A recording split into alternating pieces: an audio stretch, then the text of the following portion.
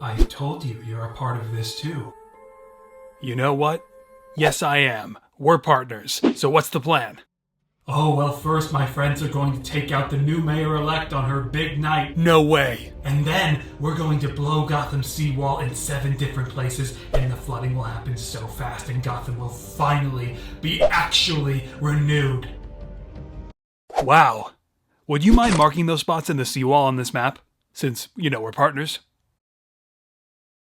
Of course. Okay, we defused the last one. Did you stop Riddler's crew? I handled them. They were still getting ready when I took them by surprise. Man, it's a good thing you let Riddler believe you were on his side. Otherwise, the whole city might have been flooded. So many people would have died. Breaking tonight, GCN is pleased to report the Riddler and his alleged followers are in GCPD custody, but one of them still remains at large. We have just obtained an exclusive video sent to us by this individual. Viewer discretion is advised.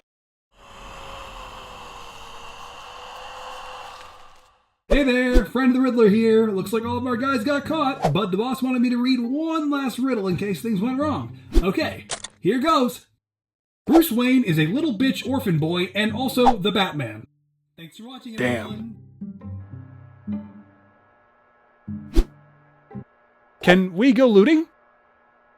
Hey guys, how's it going? It's Ross here, back on MGF Customs, finally with a brand new custom LEGO minifigure showcase video on Robert Pattinson's The Batman, a minifigure that I've been excited to make since fall of 2020 on an incredible film that has now since fully delivered, made by an incredible group of very passionate filmmakers. I mean, what Matt Reeves was able to achieve with this movie, with this cast and crew, is just remarkable, and I knew that I had to celebrate it by making this minifigure regardless of how much time it took away from the Spider-Man No Way Home project. I needed a break from painting all that webbing by hand, and now I was able to make Battinson here as a full-blown custom minifigure. And even though you think you might have seen it in my previous video, there's definitely a lot more to break down and talk about here, and even a custom Riddler minifigure that I kind of got started on that I'll talk more about later. But either way, I appreciate you guys being here, and it's good to be back. So with all that said, let's get started.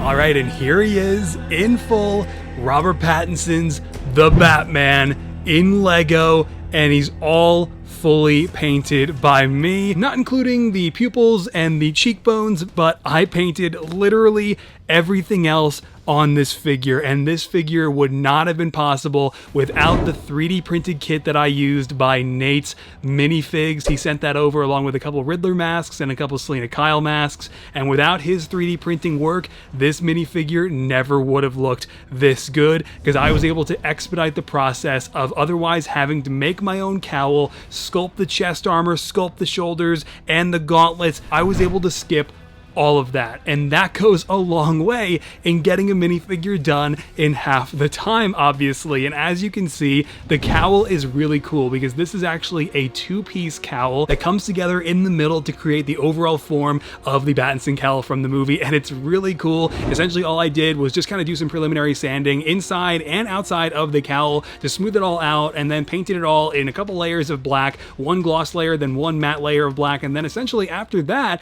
I just went through all of the different creases and recesses within the cowl and painted in the stitching lines, which are just dark gray lines running through all of those recesses in the cowl. And then essentially I just go through and then just do little dashes and tick marks throughout each of those lines once they're complete to create the stitched look and that effect. And in addition to that, I had to do the scratches and all the dings in the cowl because it's a very used and beaten up cowl in the movie, and I did try to keep that looking as screen accurate as possible with each one of those scratches running throughout the cowl, and some of those scratches even run through the stitch lines as well. But yeah, I originally by accident was working off of Nate's Minifigs version 3 cowl, and so I was doing all these stitch lines, I was doing all the scratches and everything. I was really happy with it, and then Nate came in through a DM and was like, I actually have made a version 4 that I'm sending you, and I was like, oh, okay, and then eventually got that one in and wound up redoing everything again, sanding and painting the cowl, and then painting all of the stitch lines and all of the scratches and everything back on in some new and unique ways, because I actually had to make the stitch lines a little bit more pronounced on this newer version. So it was a slightly different process, but mostly the same. And yeah, so this is actually the second cowl I painted for the Batman custom. And thanks again to Nate for sending out the new version. Now to go ahead and remove the upper part of the cowl to give you a look at the face underneath. You can see I've got those raccoon eyes running here, basically just painted onto a Legolas head, except I actually erased the mouth and then repainted that myself with a more accurate design, I think inspired by Crosscheck's design over on Instagram. And I did that and just kind of left it there because I thought that captured the overall likeness to Robert Pattinson well enough underneath the cowl. Also, by the way, I did actually take an additional Legolas head, but this time the aggressive expression on the other side, and I painted the makeup kind of around the eyes there just to have to use for photos and stuff. But I don't really consider this like an official accessory to the custom or anything, just an extra thing I did for those purposes. Taking the neck brace, you know, the lower half of the cowl away really quick to give you a look at this hairpiece that I've kind of hung on to for Robert Pattinson here. I got this like back in 2020 and it's not perfect, but I think it's a really cool hairpiece that definitely gets pretty close to Pattinson's hairstyle in the movie, and you can see it looks pretty cool on the unmasked head, and I think that it almost looks exactly like an official Lego hairpiece with how they produce these, and I think it's awesome. Now, I just put the cowl back on and took the cape off to give you a better look at all of the painted detail I have on it, which is very similar to the cowl in that I essentially painted a couple rows of stitching lines running down the middle, and that was pretty much the same process, right? Painting those lines in place and then doing the little individual tick marks running down the length of both of those lines to create that stitched effect. And I also painted some outlining on the edges of both sides of the cape. Now, the torso was probably the most straightforward part about making this figure. I essentially just sanded the back of it and then glued it in place and painted all of the detail that you see on here in dark gray, matte black, metallic black, and also my own custom dark silver gunmetal color that I used on kind of the breastplate here. And it was really cool painting these specific markings and the silver battle damage around the bat symbol. It's not actually removable or anything like in the movie, but that was really cool. I've got his cape off again because I do want to give you a look at the arms. I'll use his left as the primary example. As you can see, I have the shoulder and gauntlet armor glued in place from Nate's kit, but before I could do that, I did have to do a little bit of painted detail in between where those two pieces would need to go. So I have a little like wire design, a couple little cables painted in there, because otherwise painting those in after these pieces were already glued on would have been really difficult. So definitely good to exercise a bit of forethought when working with stuff like this. I also have a tiny little bit of hand detail, by the way, right there before I forget, and that goes for both hands, of course. Both arms are pretty much exactly the same. I have the shoulders painted in a metallic black with the protruding detail painted in that same gunmetal silver from the breastplate, and then also the gauntlets have a lot of detail as well, like the individually painted silver dart things that I think are like darts. I don't know, I actually still have yet to look up what those actually are, even though it's been like 2 years. And then I have the blades painted on there from Nate's gauntlet there, and also on the back of either arm here you can see I have a little bit of painted detail just underneath the shoulder armor, and also a little bit on the gauntlet, kind of some silver detail, some mechanical detail, which I think turned out looking pretty cool. And actually really quick, I'm gonna go ahead and remove his left arm to give you a better look at the detail that I have on the wrist facing the torso, because this is essentially a little bit of added detail that I did to represent that mechanical rail system that he has within both of his gauntlets for the grappling guns in the movie. And there's really no way to simulate that on a Lego minifigure, but I did my best to kind of paint on the detail to represent it anyway. While we've still got the cape off, let's talk about the second most time consuming part about making the Batman, and that is his back underneath the cape. Turns out most toy retailers and merchandise don't really care about what's actually on the suit under the cape, but thankfully after the movie came out, a couple statues did post some reference, which was really great in helping me figure out exactly what I needed to do back here. And that came in the form of me painting all of these thread marks, very similar to the legs that you'll see in a second, going back and forth, those like zigzag lines, the straps in between there, and these triangular patterns that I then glued a couple more Nate's Minifigs pouches on top of, a little pouch in between those, and then also the flare holsters here, which are actually little bits of Brick Arms silencers from like sniper rifles, and I sanded the backs of them so they were kind of like, you know, resting flat when I went to glue them onto the back here. And I actually kind of enjoyed making the back just a little bit more than the front, since I got to actually paint on all those details and then add on all those accessories on the back of the belt here myself. Now with all of that out of the way, we can finally talk about these legs, man. And with a custom Lego minifigure like this, of course, you can't skip leg day, but making the legs like this is just one of the most time-consuming parts about making any custom minifigure. So with Batman here and all of these lines needing to wrap around all four sides of both of these legs, he was no exception. exception. And after all of that work was done over the course of, I mean, probably like a week on and off, you can see the detail kind of wrapping around here. If I just readjust him there, you can see it on the insides of both of those boots. I also had to do the straps after the fact. Well, you can still see all these laces that I painted running up his left leg. Unfortunately, on the other side, his right leg, I had to completely cover it up with these 3D straps that I glued in place and painted the buckles onto, and also this holster that I sculpted and then glued on and painted. And so, I mean, it's all under there, just, you know, I had to glue over it, but that's okay. It's accurate and it looks great, and I'm really proud of these legs. And especially down as you get lower toward the rims of the boots, you can see all the detail on the front and the toe areas there. But also, this is kind of harder to see, but I actually painted the laces like on the tops of the toes. Yeah, I was really not sure how far I wanted to go with Robert Pattinson's Batman legs, but of course, I had to go all the way. But that's actually pretty much it for the Batman, and even with me being able to bypass what otherwise would have been a lot of sculpting work by using Nate's Minifigs 3D printed kit, this minifigure still took a minute for me to complete, but it was so rewarding because the film was so rewarding after waiting since fall of 2020 at DC's Fandom and seeing the first teaser trailer all the way till now. It's been a wait to make this figure, but now that I've actually done it and he's done, it's just pretty cool, man.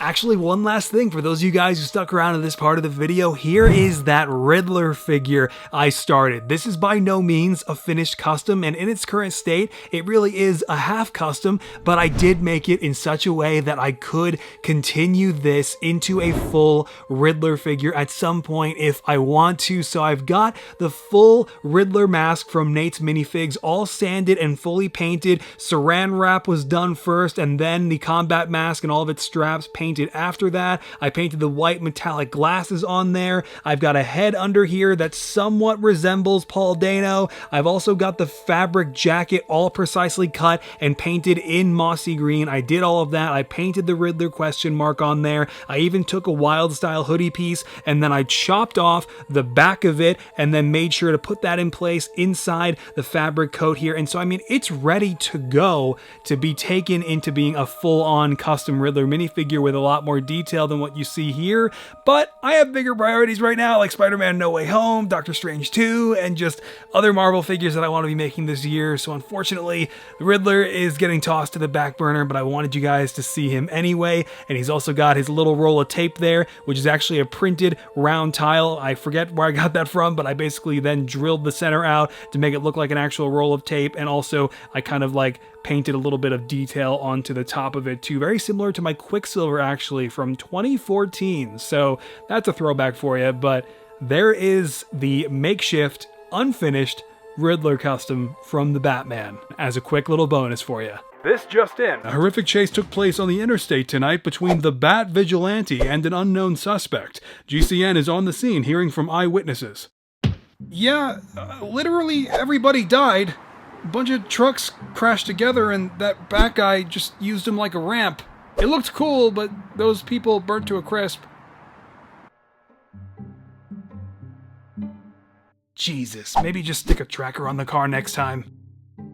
Alright guys, and there you go. That's gonna do it for the Batman showcase. Thank you so much for watching. This is not even a minifigure that I was really excited to make a few years ago in 2018 when the casting announcements started, because I just absolutely loved the DCEU that Zack Snyder was building. So when all of that fell apart, I wasn't really just ready to embrace the next generation of Batman already. I always knew Robert Pattinson would kill it, of course, and be amazing, but it was only when that first teaser dropped at DC Fandom that I realized this was going to be an incredible film made by, like I said in the beginning, a very passionate group of people, and the Batman has delivered in every way. And to me, captured the true essence of what Batman films should be on screen and should strive to be. They nailed it in every way, from the performances to the cinematography, especially the sound design. Just an amazing film, and I can't wait for this new era of Batman to continue and to continue celebrating it with customs like these. Of course, thanks again to Nate over at Nate's Minifigs for making this custom minifigure possible.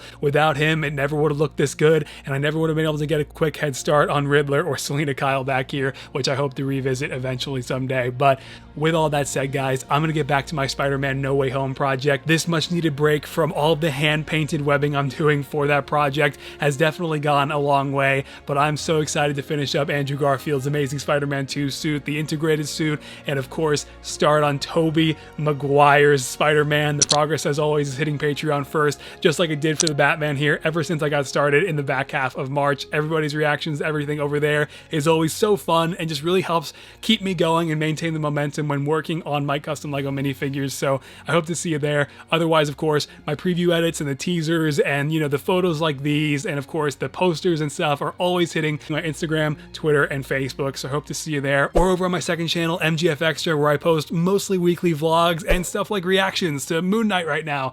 I know it seems like I disappeared for a month, but I'm always posting somewhere. I'm always working on something, even if I'm not posting on here, but I'm really hoping to change that and not have another lapse like this last one. And I hope I'll see you guys next time for what should hopefully be some kind of a Spider-Man related video. All right, everyone. Well, on that note, take care, stay safe out there, and as always, keep creating. Bye-bye.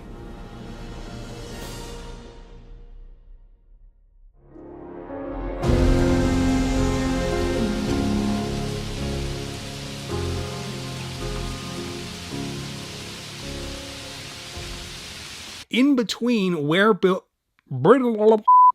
hey, and now if we go ahead and actually remove the head, if it'll come off the minifigure, it'll go ahead and seek help. A couple little painted, wow, we're just out of focus completely. Nice, man. This is great. Look at that. Look at that subway. This is what they want to see. Sweet. This is awesome. There goes the background. Okay. For this custom head, and you can see this is just like, I think, a Lely Brick Firestar Toys hairpiece. Nice. In place, but before I can do that, on both of his gauntlets wrists to